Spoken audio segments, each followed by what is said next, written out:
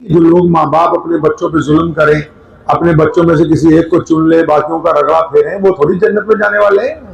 السلام علیکم ورحمۃ اللہ وبرکاتہ۔ محترم دوستو، آج ہم آپ لوگوں کے سامنے حضرت مولانا عثمان صاحب لدھیانوی شاہ امام پنجاب کا ایک بیان پیش کرتے ہیں، جس بیان کے اندر حضرت نے آج بتایا ہے کہ ماں باپ اپنے بچوں کے ساتھ ناانصافی کس طریقے سے کرتے ہیں۔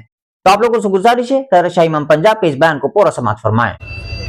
یہ عبادت کرنے کے لیے صرف نازل نہیں ہوا، یہ عبادت کے ذریعے اچھا سماج بنانے کے لیے اللہ نے ہم کو دیا ہے۔ مثال کے طور پہ آپ سب لوگ ماشاءاللہ بڑے ہیں، ساتھ ہی میں اتر پردیش لگتا ہے، وہاں تو بڑے بڑے ٹھیک وہاں بڑے بڑے ادارے ہیں ماشاءاللہ۔ وہ صبح شام آپ کو کیا سمجھا رہے ہیں؟ وہ بھی یہی بات آپ کو دہرا رہے ہیں کہ دین کا مطلب صرف عبادت نہیں ہے، دین کا مطلب عبادت کے ذریعے اچھا انسان بننے کی کوشش کرنا ہے۔ دین کے ذریعے ایک اچھا بیٹا بننا ہے، اچھی بیٹی بننا ہے، اچھا شوہر بننا ہے، اچھی بیوی بننا ہے، اچھے ماں باپ بننا ہے۔ اب وہ سارے فضائل ماں باپ کے لیے تھوڑی ہے۔ جو لوگ ماں باپ اپنے بچوں پہ ظلم کریں، اپنے بچوں میں سے کسی ایک کو چن لے، باقیوں کا رگڑا پھیریں، وہ تھوڑی جنت میں جانے والے ہیں۔ جو زیادتی کر رہے، جو جان بوجھ کے لوگوں کا حق مار رہے اپنی اولاد میں سے ہی، ان کی بھی تو پکڑ ہونے والی ہے۔ ایک صحابی نبی علیہ الصلوۃ والسلام کے پاس آئے اپنی بیوی کو لے کے، یا رسول اللہ اپنی پراپرٹی بڑے بیٹے کے نام کرنی ہے۔ فرمایا تو اس ظلم میں مجھ کو شامل کرنا چاہتا ہے؟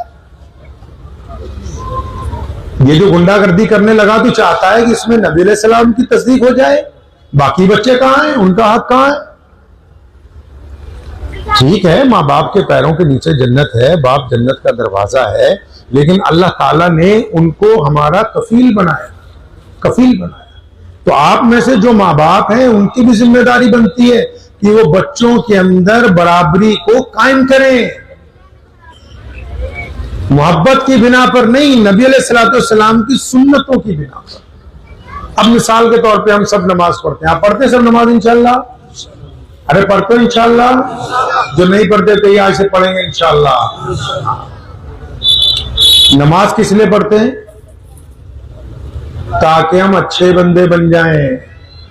اللہ تو تبھی راضی ہوگا نا جب ہم اچھے ہوں گے۔ اگر کوئی ٹھگ نماز پڑھے گا اللہ کو اچھا لگے گا؟ بتاؤ۔ اگر کوئی بے ایمان نماز پڑھے گا اللہ کو اچھا لگے گا؟ اگر کوئی شرابی نماز پڑھے گا اللہ کو اچھا لگے گا؟ کوئی اپنی بہن کا حق مار کے نماز پڑھے گا اللہ کو اچھا لگے گا؟ نماز اس طرح پڑھنی چاہیے۔ مثال کے طور پہ ہم سب ابھی مسجد میں جائیں گے، عصر کی نماز پڑھیں گے، نماز پڑھ کے جب باہر نکلیں گے اور سامنے اگر ہماری کوئی بیٹی، کوئی بہن، چاہے وہ مسلمان ہے، چاہے وہ ہندو بھائی کی بیٹی ہے، چاہے سکھ کی ہے، چاہے دلت کی ہے، جینی کی ہے، بودھی کی بھی ہے، کسی کی بیٹی ہے، اگر ہم نے کسی کی بیٹی کی طرف زنا کی نگاہ سے دیکھا ہے تو پھر ہم نماز پڑھ کے نہیں آئے، ہم بے ایمانی کر کے آئے۔ اگر ہماری نماز ہمیں روک نہیں نہ رہی، گناہ سے نہیں نہ روک رہی۔ میں نے اپنے والد شیخ اسلام حضرت مولانا حبیب الرحمان ثانی لدھیانوی رحمۃ اللہ علیہ کو پوچھا، میں کہا حضرت اگر نماز پڑھنے کے باوجود گناہ نہ چھوٹے تو کیا کریں؟ تو فرمانے لگے بیٹا اس وقت تک اچھی طرح نماز پڑھتے رہو جب تک تمہاری نماز تمہیں گناہوں سے روک نہ دے۔ جب تک تمہاری نماز تمہیں گناہوں سے روک نہ دے اس وقت تک اچھی طرح نماز پڑھتے۔ تو ہم لوگ نماز پڑھتے ہیں ماشاءاللہ، تو نماز ہمیں گناہوں سے اگر روک رہی ہے تو مولوی سے پوچھنے کی ضرورت نہیں، قبول ہو رہی، نہیں سمجھے؟ قبول ہو رہی ہے۔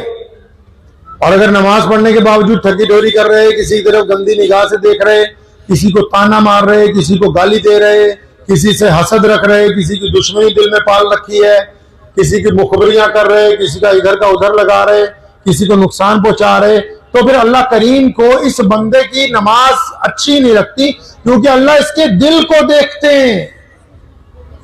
کس کو دیکھتے ہیں اللہ؟ جو اوپر والی جیب ہے نا آپ سب کے لگی ہوئی، ابھی جب آپ سجدہ کریں گے اگر اس میں پیسے ہوں گے زیادہ تو سجدے کرتے وقت کیا ہوگا جی؟ پیسے کہاں گر جائیں گے؟ ارے کہاں گریں گے؟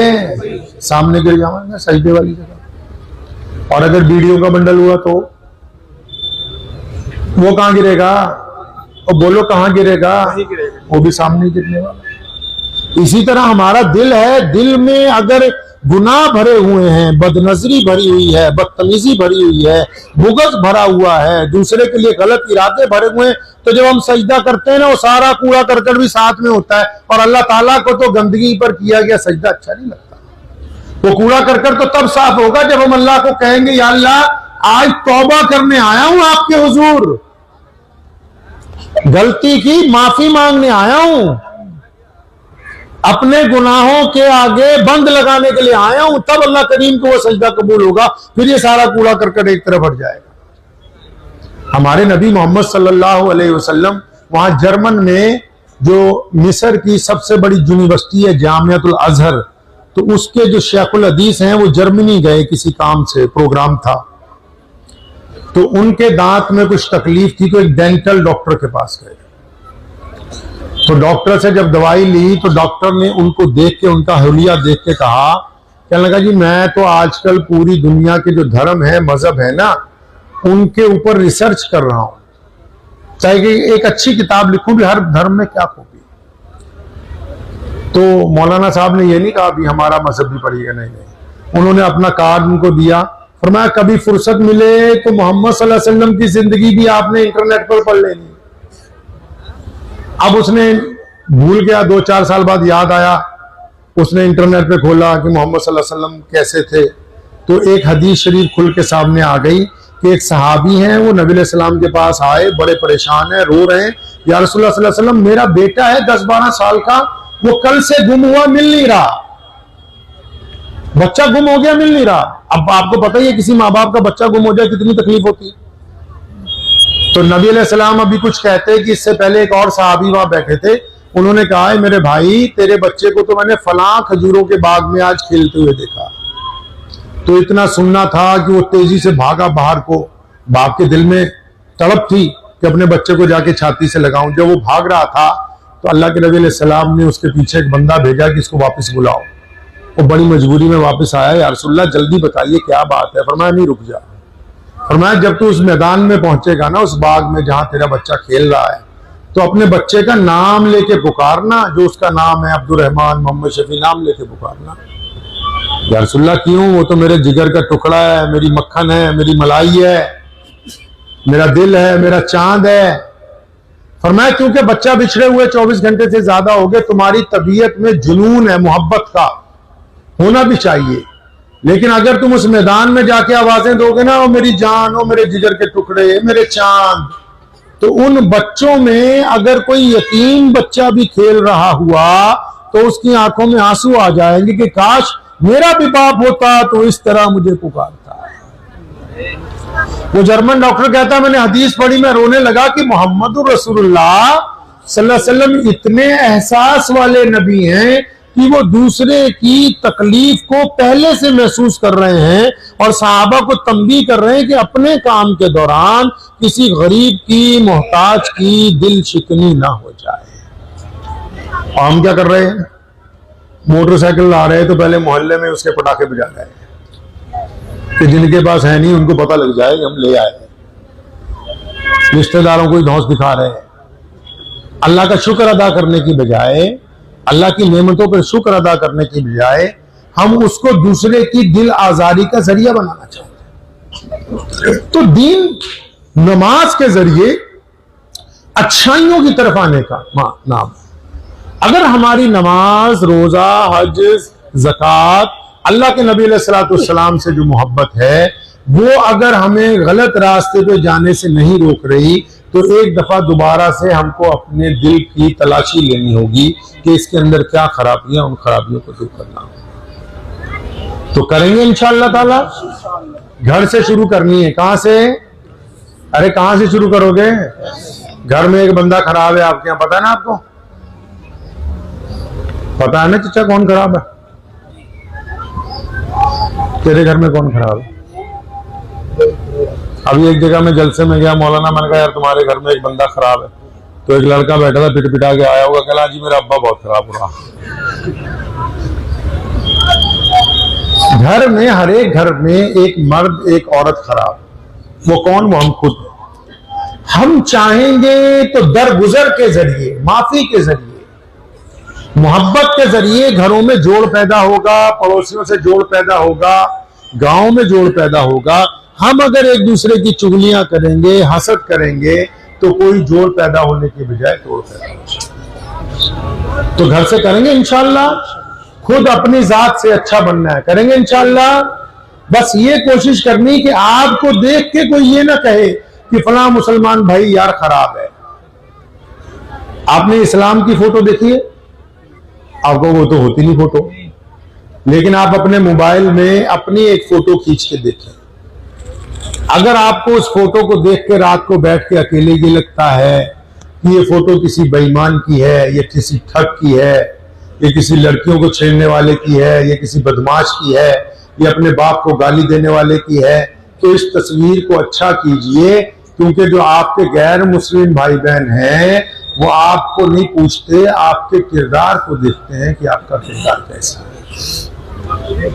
किरदार को अच्छा करना, अपनी आने वाली नस्ल को पढ़ाना। ये मदरसे क्यों खोले हुए पता है आपको?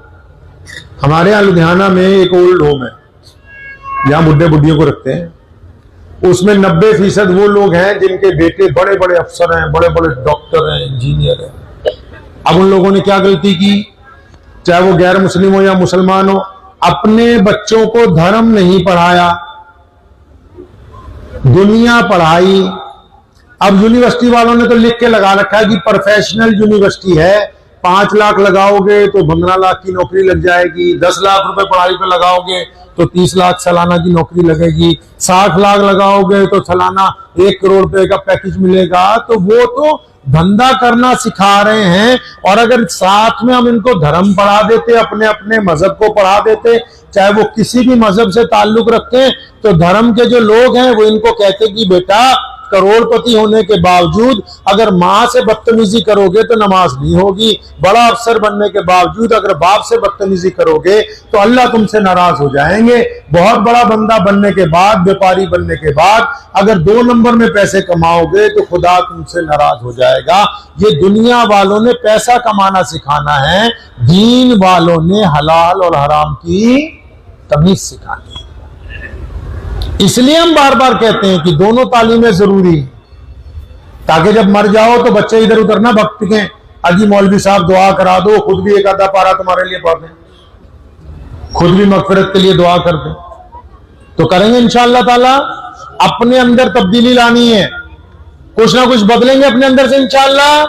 सबसे पहले अच्छा सोचना है, अच्छा बोलना है, सब्र से काम लेना है। बहादुर वो नहीं है कि जो गाली के जवाब में गाली दे, जो लड़ाई के जवाब में लड़े ही नहीं। मोहम्मद रसूलुल्लाह ने फरमाया बहादुर वो है जो सब्र का मुजाहिरा कर दे, मुसीबत को टाल दे, परेशानी के वक्त को निकाल दे, उसको हम बहादुर कहते हैं। तो रहेंगे इंशाअल्लाह। तो दीन के ऊपर चलना है इंशाअल्लाह, बच्चों को दीन भी पढ़ाना है, दुनिया भी पढ़ाना है। फतेह हासिल की।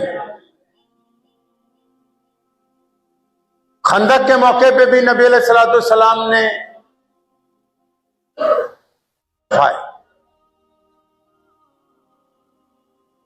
कि उनके पास पानी नहीं था, तो नबी अलैहिस्सलाम को खबर पहुंची कि इनको पानी पीने दिया जाए या ना दिया जाए, तो आप सल्लल्लाहु अलैहि वसल्लम ने उन्हें पानी पीने की इजाजत दी।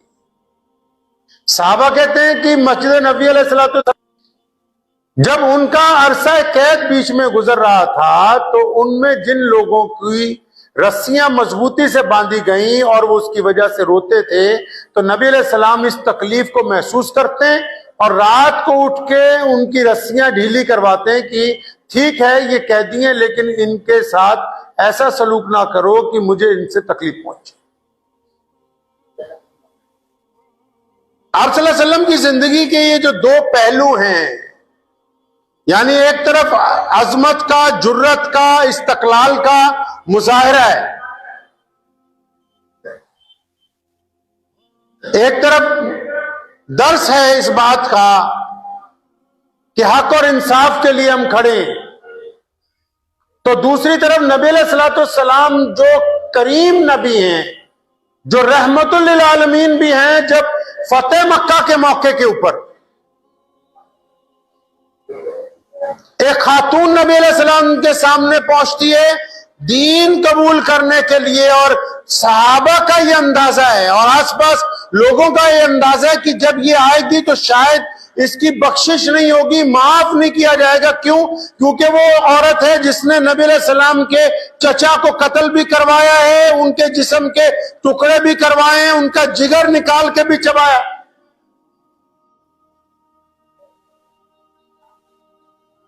سیدنا ابو بکر صدیق رضی اللہ تعالیٰ عنہ فرماتے ہیں کہ میں اور عمر بن خطاب رضی اللہ تعالیٰ عنہ اور دیگر جید صحابہ نبی علیہ السلام کے پاس بیٹھے ہوئے تھے، تو اللہ کے نبی علیہ السلام نے ایک ایسی بات کہی کہ متعدد صحابہ کی آنکھوں میں آنسو آگے، فرمایا اپنے صحابہ سے کہ وہ اکرمہ آ رہا ہے۔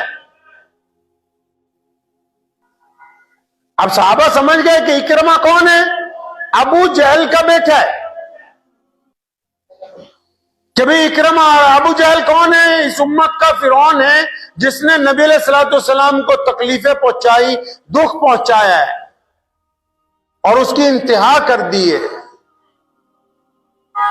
تو آج فتح مکہ کے موقع پر نبی علیہ السلام صحابہ سے کہہ رہے ہیں وہ اکرمہ آ رہا ہے۔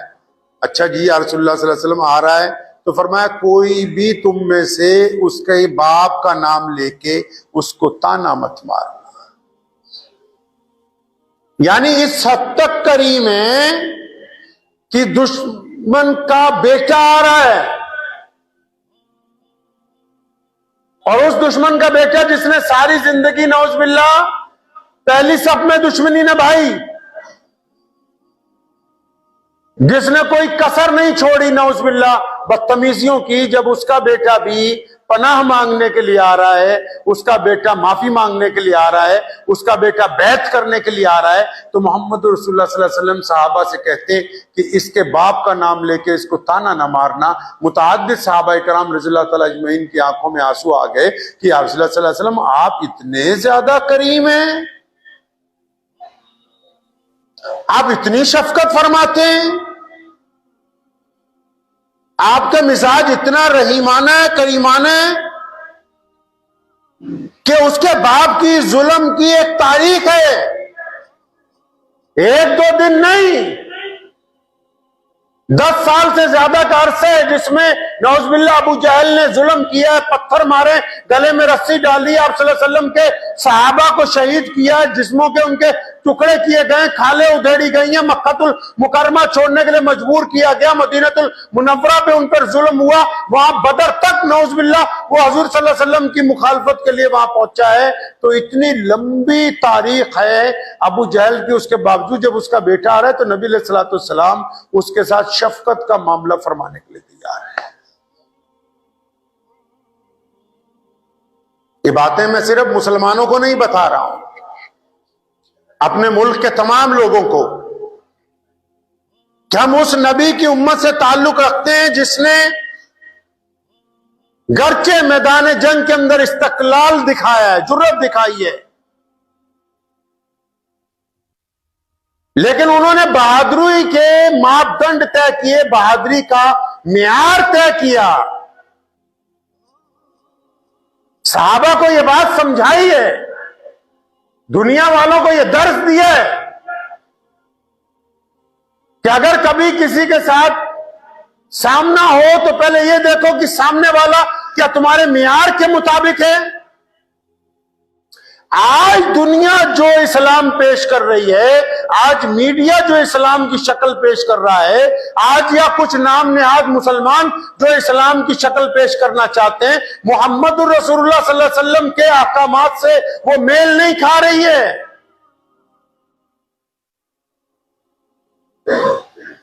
اگر کچھ لوگ یہ کہنے لگے کہ نعوذ باللہ ہم نے نہتوں کے اوپر گولی چلائی، ان کو مارا، ان کے یہاں بم مارا، کسی کو قتل کر دیا، تو یہ جہاد ہے، یہ جہاد نہیں ہے۔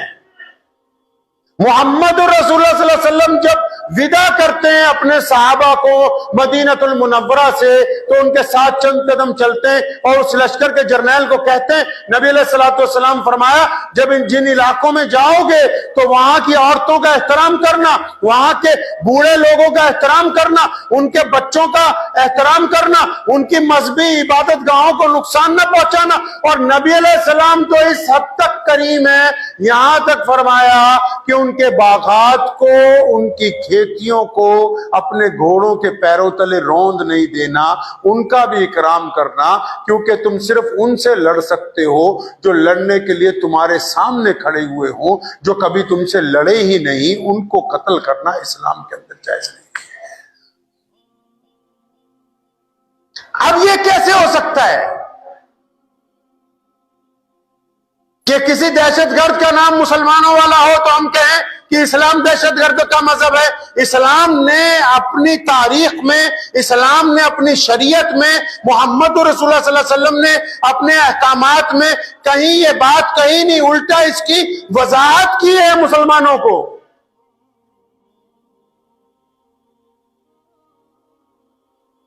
اور دنیا کا بھی یہی قاعدہ ہے, دنیا کا بھی اصول یہی ہے. جو چھپ کر حملہ کرتے ہیں ہم انہی کو تو آتنکوادی کہتے ہیں, جو پیٹھ سے چھرا گھونپتے ہیں انہی کو تو غدار کہا جاتا ہے, جو آنکھ چھپا کے کام کرتے ہیں ہم انہی کو تو بے ایمان کہتے ہیں. تو بے ایمان اور مسلمان ایک کیٹیگری میں نہیں آتے, بے ایمان اور غدار اور مسلمان ایک کیٹیگری میں نہیں آتے. یہ جو شروع ہوا ٹرینڈ میڈیا کے اندر, سوشل میڈیا میں, کہ دہشت گردوں کو اسلام کے ساتھ جوڑا جائے, اگر کسی دہشت گرد کا نام مسلمانوں جیسا ہے تو اس کا یہ مطلب نہیں کہ اسلام نے اجازت دے رکھی ہے کہ جس کو مرضی مار دو, قتل کر دو. اسلام ان تمام باتوں کی مخالفت کرتا ہے جن میں مظلوموں کے اوپر, بے قصوروں کے اوپر, ناجائز لوگوں کا جو قتل کیا جائے. اسلام اور محمد رسول اللہ صلی اللہ علیہ وسلم کی شریعت اس کو کل بھی حرام کہتی تھی, آج بھی حرام کہتی ہے, اور قیامت تک ہم اس کو حرام کہتے رہے.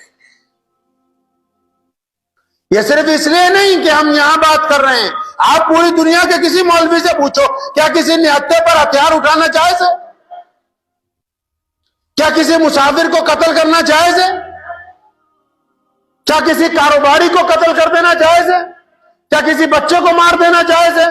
کیا کسی عورت کو مار دینا جائز ہے؟ جب شریعت یہ کہہ رہی ہے واضح طور پر کہ ان دہشت گردانہ کارروائیوں سے اسلام کا کوئی تعلق نہیں ہے, تو پھر یہ کون لوگ ہیں جو ان دہشت گردانہ کارروائیوں کو اسلام سے جوڑ کر مسلمانوں کو بدنام کرنے کی کوشش کرتے ہیں؟ مسلمان کل بھی اپنے دین کے مطابق, اپنے وطن کے ساتھ, اپنے معیار کے ساتھ, اپنے کردار کے ساتھ, اپنے کاروبار کے ساتھ, اپنی سماجی ویوستھا میں کل بھی مسلمان بالکل ایماندار تھا, آج بھی ہے اور قیامت تک رہے گا. یہ کسی کے دباؤ میں نہیں ہے بلکہ یہ محمد رسول اللہ صلی اللہ علیہ وسلم کی تعلیمات کے مطابق ہے. تو کئی بار ہوتا یہ ہے کہ جب کوئی غلط کام ہو اور اچھے لوگ چپ رہیں تو پھر ان کی گنتی بھی غلط لوگوں کے اندر شامل کر دی جاتی ہے. ظالم کو ظالم کہنا بھی ہماری ذمہ داری ہے, مظلوم کو مظلوم بتانا بھی ہماری ذمہ داری ہے, ظالم کی مخالفت کرنا بھی ہماری ذمہ داری ہے, مظلوم کی مدد کرنا بھی ہماری ذمہ داری ہے.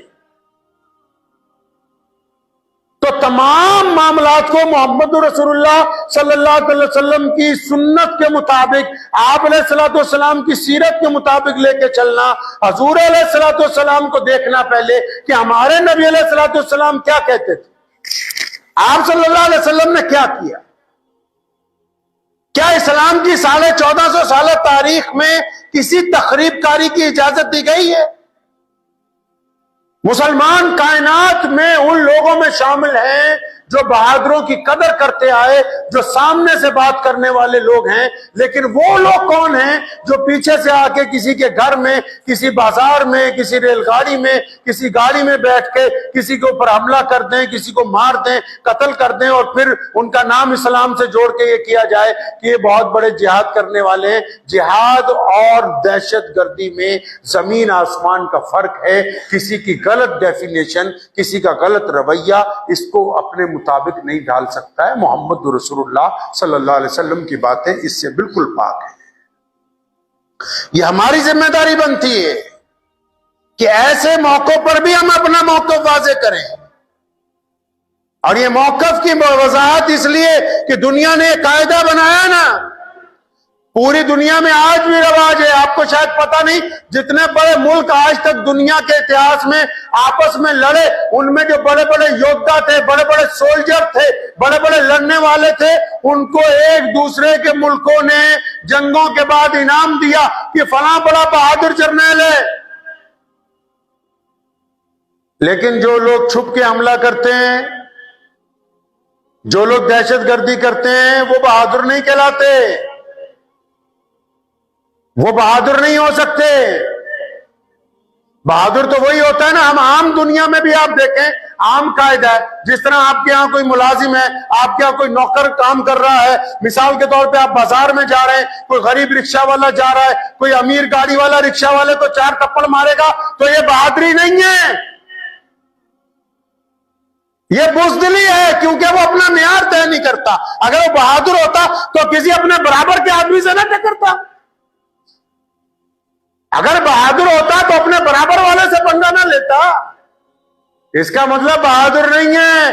جہاں کسی غریب کو دیکھتا ہے, مظلوم کو دیکھتا ہے, نہتے کو دیکھتا ہے, کمزور کو دیکھتا ہے, وہاں پیٹھ کے پیچھے وار کرتا ہے. اگر یہ بہادر ہوتا تو سامنے سے بات کرتا نا. یہ بہادر نہیں ہے, یہ بزدل ہے, بے ایمان ہے, اور اس کا کسی بھی مذہب کے ساتھ.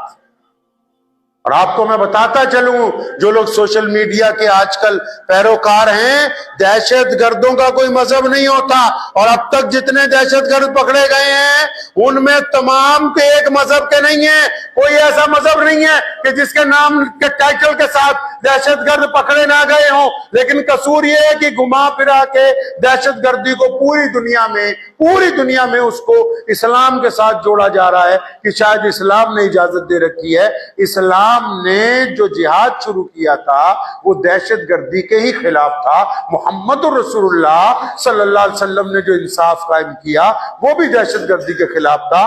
دنیا کا سب سے بڑا آتنکوادی جو ابو جہل تھا, جس نے غریبوں کا جینا حرام کر رکھا تھا, جس نے مظلوموں کے اوپر تشدد کیا, جو بیٹیوں کو قتل کر دیتا تھا, جو عورتوں کی عزت نیلام کرتا تھا, جو دوسروں کے حق کھایا جاتا تھا, اس کے خلاف بھی جب سب سے پہلا اعلان جو کیا وہ محمد رسول اللہ صلی اللہ تعالی علیہ وسلم کی ذات گرامی نے کیا ہے. تو ذہن نشین رکھے, صرف خاموش نہ رہیں, صرف خاموش نہ رہیں. کل نماز پڑھنا, تسبیح کرنا, تلاوت کرنا ہی صرف دین نہیں ہے. اگر دین پر جھوٹے الزامات لگ جائیں تو ان کی تردید کرنا بھی دین کا حصہ ہے. اگر دین کا نام لے کے کوئی دہشت گردی پھیلائے تو ان دہشت گردوں کی مخالفت کرنا بھی دین کا حصہ ہے. اگر صرف دین کا نام لے کے کوئی ہمارے ہی مذہب کو بدنام کرنا چاہے تو اس کی تردید کرنا بھی, اس کی وضاحت کرنا, سامنے آ کے یہ بتانا کہ یہ اسلام نہیں ہے, محمد رسول اللہ صلی اللہ علیہ وسلم کا پیغام ایسے نہیں ایسے, یہ بھی اسلام کا حصہ ہے. اور ذہن نشین کر لیجئے اس بات کو اچھی طرح اپنے پاس, کیا مسلمان ہے الحمدللہ. دنیا کی کوئی بھی طاقت جو ہے, کوئی بھی طاقت, وہ ہمارا موقف تبدیل نہیں کر سکتی. اور اسلام کا موقف میں تمام چیزوں میں واضح طور پر تمام باتیں نبی علیہ الصلوۃ والسلام نے بتائی ہیں. کسی میں کوئی ڈھکی چھپی بات نہیں. واٹس ایپ کی جو یونیورسٹی ہے, فیس بک کی جو یونیورسٹی ہے, جو لوگوں کو یہ بتانا چاہتی ہے کہ اسلام کے اندر دہشت گردی ہے, یا نعوذ باللہ اسلام کا جو لفظ جہاد ہے اس کا مطلب غریبوں کو مارنا ہے, مظلوموں کو مارنا ہے, تو یہ ڈکشنری بالکل غلط ہے. اسلام کے کسی ایک شعبے میں کسی بھی مظلوم کے قتل کو، کسی ایک بے قصور آدمی کے قتل کو قرآن پاک نے ساری انسانیت کا قتل بتایا ہے کہ اگر تم کسی ایک بے قصور کو مار دو گے تو ایسا ہے جیسے تم نے دنیا کے تمام انسانوں کو قتل کر دیا۔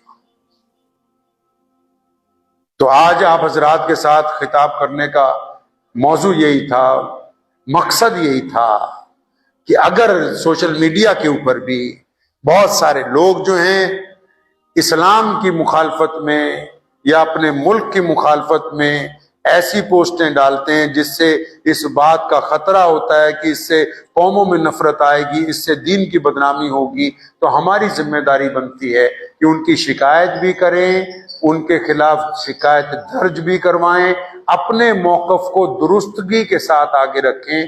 خاموشی کا مطلب تو یہ ہوتا ہے کہ جو ہو رہا ہے بالکل ٹھیک ہی ہو رہا ہے۔ خاموشی اختیار کرنے کا مطلب تو یہی ہوتا ہے کہ جو ہو رہا ہے بالکل ٹھیک ہو رہا ہے کہ بس ایسے ہی ہونے دو۔ نہیں، اسلام نے کہا کہ ہم سچ کو سچ کہتے ہیں، جھوٹ کو جھوٹ کہتے ہیں، ہم ایماندار کو ایماندار کہتے ہیں، ہم بہادر کو بہادر سمجھتے ہیں، بزدل کو بزدل سمجھتے ہیں، ہم بہادر کو بہادر سمجھتے ہیں، دہشت گرد کو دہشت گرد سمجھتے ہیں۔ اگر تو آپ اس ذہنیت کے ساتھ، اس جذبے کے ساتھ پورے ملک کے اندر جہاں جہاں بھی آپ رہتے ہیں، جن لوگوں کو یہ غلط فہمی ہے کہ اسلام نے ایسا کر دیا یا اسلام نے ایسا کہا، تو ان کے سامنے یہ وضاحت کرنا ہماری ذمہ داری ہے کہ ہمارے نبی محمد رسول اللہ صلی اللہ علیہ وسلم کریم نبی ہیں، شریعت نے ایسی کوئی اجازت کسی کو نہیں دی ہے۔ لوگ غیر ضروری باتیں کرتے ہیں واٹس ایپ پہ، فیس بک پہ، آپ دیکھیں چینلوں کے اوپر لگے ہوئے ہیں غیر ضروری الزامات۔ اگر کوئی آپ کا نام لے کے غلط کام کرے گا تو اس کی ذمہ داری آپ پر نہیں آتی، لیکن آپ پر یہ ذمہ داری آتی ہے کہ اگر آپ کا نام غلط استعمال کیا جا رہا ہو تو آپ اس کی تردید ضرور کریں،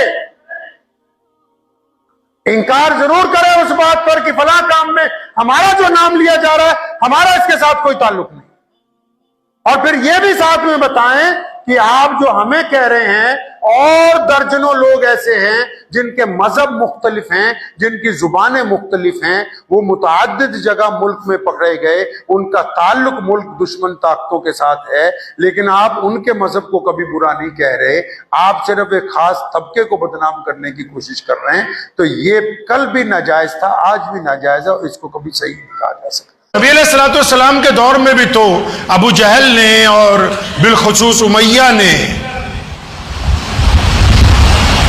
جن میں خاص کر 2-3 بڑے یہودی جو ہیں یشرب کے وہ موجود ہیں ساتھ میں، انہوں نے اس دور میں واٹس ایپ کے اوپر ایک تحریک چلائی۔ اس دور کی جو فیس بک تھی، اس دور کا جو انسٹاگرام تھا، اس دور میں جو یوٹیوبر تھے، انہوں نے نعوذ باللہ نبی علیہ السلام کے خلاف ایک تحریک چلائی جھوٹ بولنے کی۔ آپ علیہ السلام کی شبیہ کے اوپر انہوں نے نعوذ باللہ اپنے خیالات جو برے تھے ان کا اظہار کرنے کے لیے ایک تحریک چلائی۔ اب آپ صلی اللہ علیہ وسلم کو پتہ لگتا ہے، جس طرح آج کوئی واٹس ایپ پہ اسلام کے خلاف، آج کوئی واٹس ایپ پہ سماج کے خلاف، آج اگر کوئی واٹس ایپ پہ ہمارے مزاج کے خلاف کوئی بندہ بات ڈالتا ہے، کوئی کمنٹ کرتا ہے تو آپ کو اطلاع ملتی۔ تو اس دور کے جو بدترین انسانیت کے دشمن تھے اور نبی علیہ السلام کی مخالفت کرنا چاہتے تھے، انہوں نے بھی ایک تحریک شروع کی کہ نبی علیہ السلام کا جو پیغام حق ہے، محمد رسول اللہ صلی اللہ علیہ وسلم کی جو اچھی باتیں ہیں، پیارے نبی علیہ السلام کا جو اعلان توحید ہے، محمد رسول اللہ صلی اللہ علیہ وسلم جو امیر اور غریب کے فرق کو دور کر رہے ہیں، نبی علیہ السلام کی جو ذات گرامی اللہ کریم کو سب سے زیادہ کائنات میں محبوب ہے، نبی علیہ السلام سے صحابہ کرام کی جو عشق ہے، جو محبت ہے، حضور نبی علیہ السلام جس انداز سے غریبوں کا، مسکینوں کا، بیواؤں کا، یتیموں کا خیال رکھتے ہیں، تو اس دور میں جو دشمن تھا اسلام کا وہ ان باتوں سے بڑا خوفزدہ تھا، تو انہوں نے ایک موومنٹ چلائی، تحریک چلائی۔ انہوں نے کیا تحریک چلائی کہ نعوذ باللہ اسلام کے برعکس اس کی मुखालिफ बातें, इस्लाम के बरक्स उसके अक्स को खराब करने की बातें। जिस तरह बहुत बड़ा इल्जाम आजकल के एक सोशल मीडिया ने रखा कि नौजुबिल्लाह नबी अलैहिस्सलाम का एक निकाह एक कम उम्र खातून से हुआ, जबकि अम्मी आयशा रज़ियल्लाहु ताला अन्हा का निकाह जिस दौर में नबी अलैहिस्सलाम से हुआ है वो सने बलूगत को पहुंच चुकी है, क्योंकि हम भी व्हाट्सएप यूनिवर्सिटी के मारे हुए हैं और जो हम पे इल्जाम लगा रहे हैं वो भी व्हाट्सएप यूनिवर्सिटी के मारे हुए हैं। तो फिर आखिर होना क्या चाहिए इस दौर में जब व्हाट्सएप पे, फेसबुक पे यूट्यूबर्स जो है वो झूठ पर झूठ बोल रहे हैं, तो तुम्हें मोहम्मद रसूलुल्लाह ने क्या कहा है? आज जब झूठ परोसा जा रहा है तो नबी अलैहिस्सलाम का क्या हुक्म है? मोहम्मद रसूलुल्लाह सल्लल्लाहु अलैहि वसल्लम क्या कहते हैं कि क्या जवाब देना चाहिए? क्या हुजूर अकरम सल्लल्लाहु अलैहि वसल्लम के दौर में ऐसा नहीं हुआ? क्या मोहम्मद रसूलुल्लाह सल्लल्लाहु अलैहि वसल्लम के दौर में उस वक्त की जो सोशल लाइफ थी, जो सामाजिक व्यवस्था थी, क्या उसमें कुछ लोग नबी अलैहिस्सलाम की मुखालफत के लिए इस्लाम की तस्वीर को खराब करने की कोशिश नहीं करते थे? करते थे, जोर लगाते थे, लेकिन मोहम्मद रसूलुल्लाह कहिए सल्लल्लाहु अलैहि वसल्लम, कुर्बान जाएं उन पर, सिर्फ नमाज पढ़नी नहीं सिखाई, सिर्फ रोजा रखना नहीं सिखाया, सिर्फ ज़कात देनी नहीं सिखाई, सिर्फ अच्छे कपड़े पहनने की तलकीन नहीं की, सिर्फ गरीबों के मुंह में लुकमा डालना नहीं सिखाया।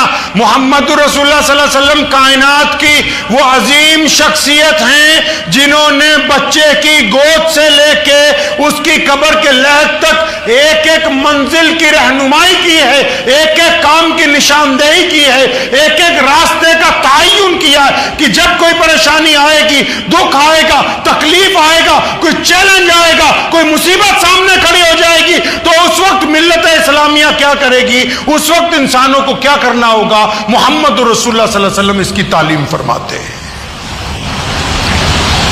अब अबू जहल ने नौजुबिल्लाह अफवाह उड़ानी शुरू की नबी अलैहिस्सलाम के खिलाफ। उतबा भी, उमैया भी, सारे के सारे शामिल हैं।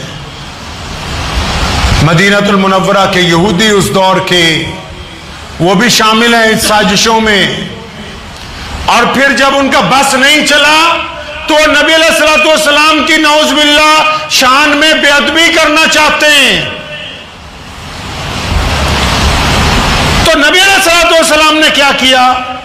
अब जब ये इत्तला आने लगी, मिसाल के तौर पे आज के दौर की मैं बात करता हूं कि व्हाट्सएप के ऊपर कोई बात हमारे खिलाफ आई है, सोशल मीडिया पे कोई बात हमारे खिलाफ आई है, तो ये तो नहीं हो सकता कि कोई हमारी मुखालफत करे, कोई हमारे दीन को बदनाम करने की कोशिश करे, कोई हमारे अक्स को खराब करने की कोशिश करे और हम आके 2 रकात नमाज नियत बांध ले। नहीं, बल्कि मोहम्मद रसूलुल्लाह सल्लल्लाहु अलैहि वसल्लम ने वो तारीखी कदम उठाया है,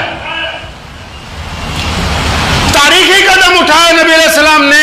आप मस्जिद नबवी में मौजूद हैं, अपने पसंदीदा सहाबी हजरत हसन बिन साबित रज़ियल्लाहु ताला अन्हु, जो अपने दौर के बहुत बड़े शायर हैं, जो अपने दौर के बहुत अच्छा कलाम पढ़ने वाले, जो अपने दौर के फिल बदी शौरा में से, जो अपने दौर में बेहतरीन जवाब देने वाले, नबी अलैहिस्सलाम ने हसन को बुलाया। जी या रसूलल्लाह क्या काम है? फरमाया हसन आज मेंबर पर तुम खड़े हो जाओ।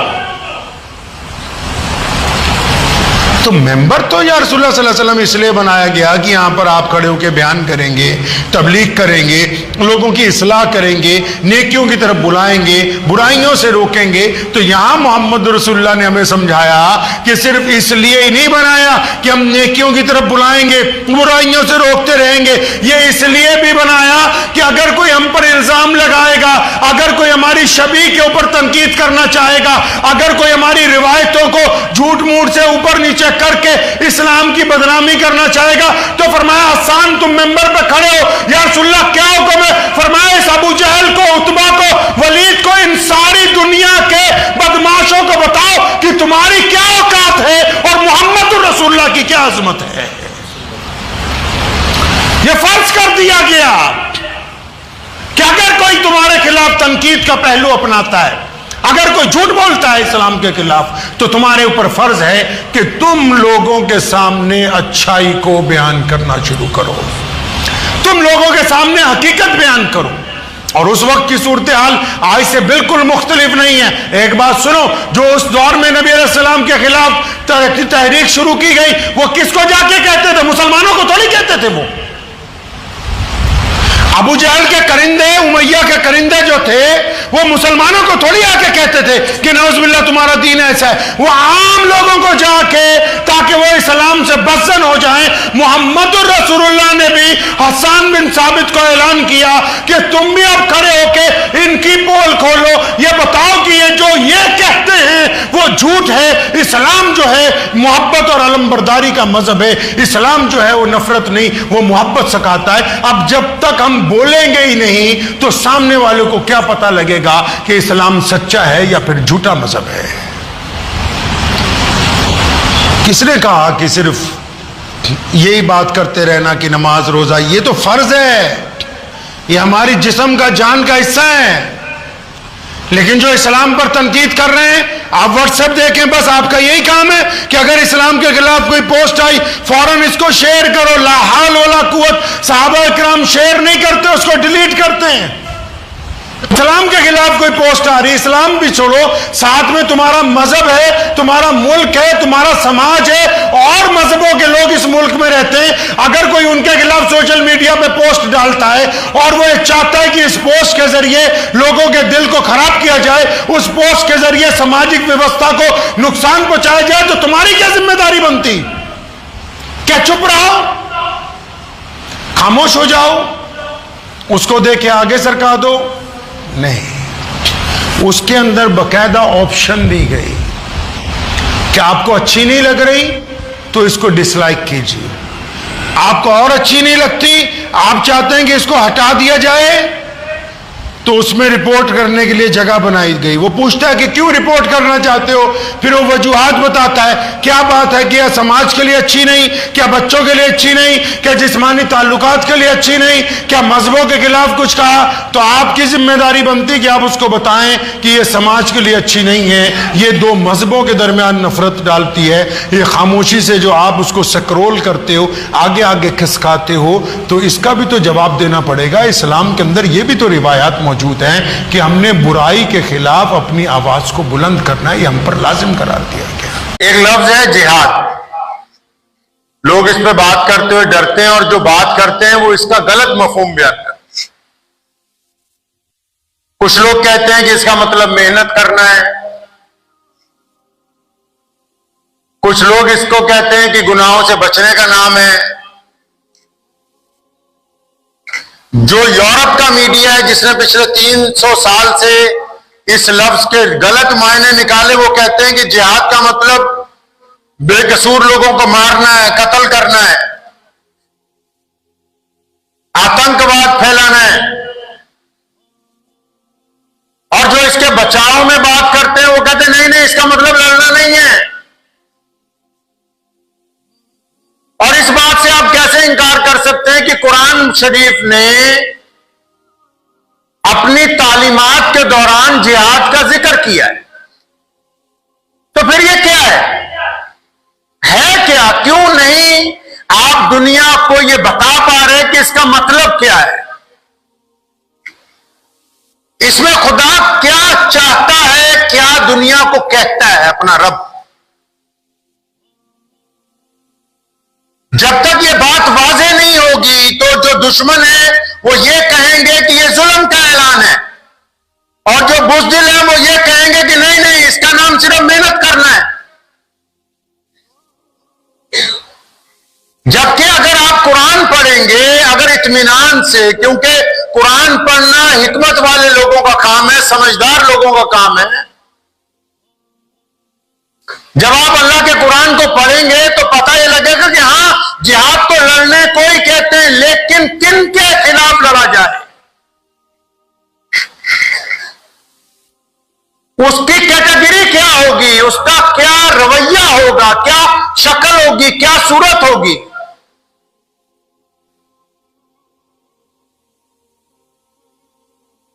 حضرت محمد صلی اللہ علیہ وسلم کے جو صحابہ ہیں, سیدنا ابو بکر صدیق رضی اللہ تعالیٰ عنہ عنہ سیدنا امیر المومنین عمر بن خطاب رضی اللہ تعالیٰ عنہ، امیر المومنین سیدنا عثمان ذی النورین رضی اللہ تعالیٰ عنہ، امیر المومنین سیدنا علی رضی اللہ تعالیٰ عنہ مولا علی کرم اللہ وجہ، امیر المومنین سیدنا حسن رضی اللہ تعالیٰ عنہ، امیر المومنین سیدنا امیر معاویہ رضی اللہ تعالیٰ عنہ، جتنے بھی مسلمانوں کے اولو العزم خلیفہ ہیں،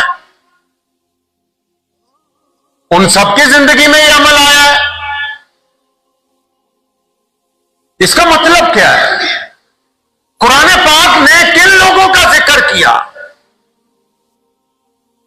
میں بڑی ذمہ داری کے ساتھ یہ بات کہتا ہوں کہ 1450 سال پہلے جب حضرت محمد صلی اللہ علیہ وسلم کے دور میں بھی جب وہاں کے قریب کے ملکوں کے لیے اسلامی فوجیں روانہ ہوئی تو قرآن نے، شریعت نے، اسلام نے، محمد رسول اللہ نے ان کے لیے کچھ قوانین طے کیے، اصول بنائے، ضابطے بنائے کہ کیسے جاؤ گے۔ اور ان میں پہلا ضابطہ کیا تھا؟ کیا حکم نامہ جاری ہوا؟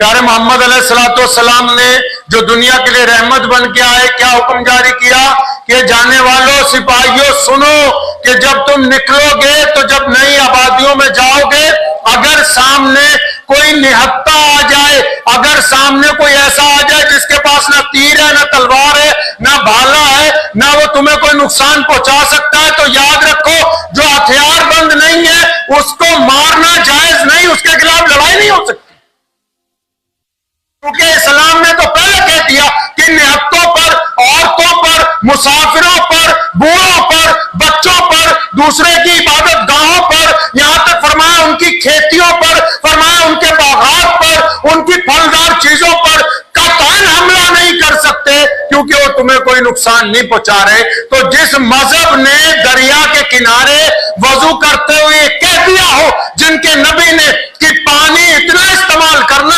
جتنا چاہیے ہو، باقی پانی نہیں کا آف کرنا، دوسرے پانی کو گندلا نہ کرنا، تو پھر یہ کون ہوتے جو اس مذہب کا نام لے کر کسی کا خون بہا دے؟ جس دین نے پانی کو ضائع کرنے سے منع کر دیا، اس دین میں ناجائز خون بہانے کو کسی طرح جائز نہیں قرار دیا جا سکتا۔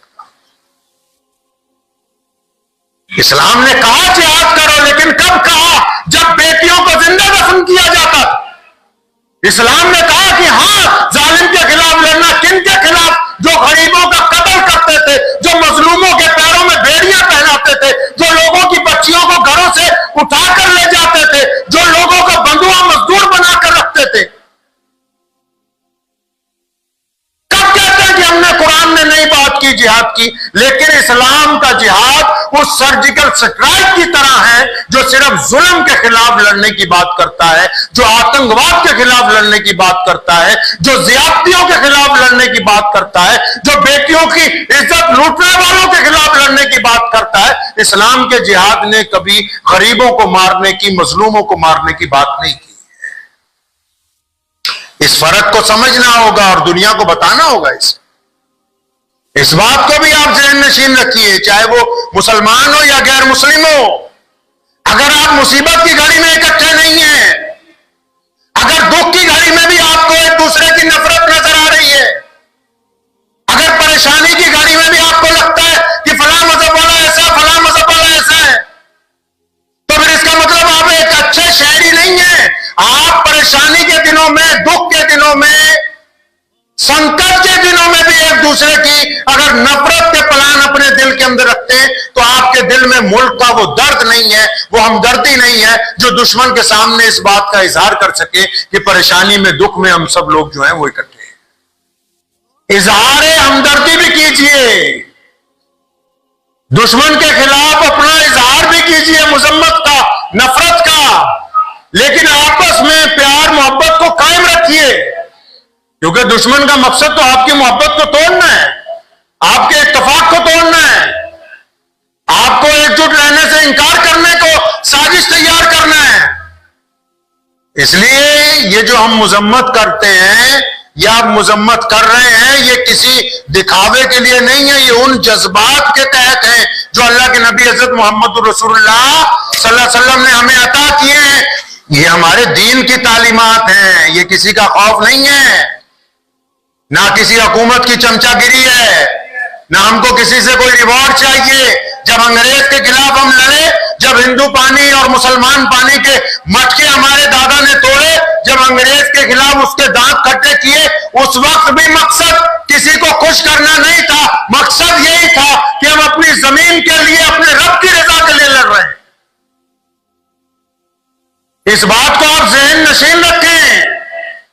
بار بار کہتا ہوں مسلمانوں سے بھی خاص کر کہ جس طرح ملک کی آزادی میں آپ سب سے آگے تھے، آج دہشت گردوں کے خلاف بھی آپ کو سب سے آنا ہوگا، کیونکہ آپ کے مذہب نے آپ پہ یہ ذمہ کریں گے اور آپ کبھی ظالموں کے ساتھ نہیں ہو سکتے۔ وہ الگ بات ہے کہ کچھ لوگ سیاسی روٹیاں سیکنے لگے گے۔ میں نے کل ایک بیان سنا، پنجاب کے ایک شہر میں ایک بہت چھوٹا سا کوئی سیاستدان بول رہا تھا کہ مسلمانوں سے یہ کام کروا لو، مسلمانوں کو یہاں سے نکال دو۔ کان کھول کے اطمینان سے یہ بات سن لو، اس روئے زمین پر ہم پیدا ہوئے ہیں، ہمارے اکابرین نے ملک کی آزادی کے لیے قربانیاں دی ہیں، ہماری ہڈیاں اس ملک میں کھاد بنتی ہیں۔ دنیا کی کوئی طاقت نہ اس ملک کو ہلا سکتی ہے، نہ اس ملک میں مسلمانوں کو اپنی جگہ سے ہلا۔ مجھے روزانہ شادیوں میں جانے کا موقع مل رہا ہے تو ذہن میں آیا کہ کچھ گفتگو نکاح کے بارے میں ہو جائے کہ اللہ اور اس کے رسول صلی اللہ علیہ وسلم کیسا نکاح چاہتے ہیں، کب چاہتے ہیں نکاح ہو، کن حالات میں ہو، اور نکاح کی جو اللہ اور اس کے رسول صلی اللہ علیہ وسلم کی طرف سے پابندیاں عائد کی گئیں کہ کیسا نکاح ہونا چاہیے، کیسا نہیں ہونا چاہیے۔ اکثر آپ نے دیکھا ہوگا آج کل ہم نے ایک رواج پکڑ لیا، اگر باپ مر جائے مولوی بلاؤ قرآن پڑھاؤ، ماں مر جائے مولوی بلاؤ قرآن پڑھاؤ، گھر پہ مصیبت آ جائے مولوی بلاؤ قرآن پڑھاؤ، کوئی پریشانی ہو مولوی بلاؤ کہاں قرآن پڑھاؤ، اور جب خوشی کا موقع ہو، شادی کا موقع ہو، جب بچے کے جنم دن کا موقع ہو، جب اپنے گھر کی کوئی اچھی کسی پارٹی کا موقع ہو، تب ڈھول بجاؤ۔ اچھا تمہیں غم میں خدا یاد آتا ہے اور خوشی کے اندر خدا کو بھول جاتے ہو؟ یہ کون سا معیار طے کیا مسلمانوں؟ غم میں تمہیں اللہ اور اس کے رسول یاد آتے ہیں، اور خوشی کے موقع پہ خوشی پہ کیا ہوتا ہے؟ مجھے ایک مفتی صاحب نے بتایا کہ فلاں آدمی نے کروڑوں روپیہ نکاح کے اوپر خرچ کیا اور نکاح خواہ کو 1 روپیہ بھی نہ دیا۔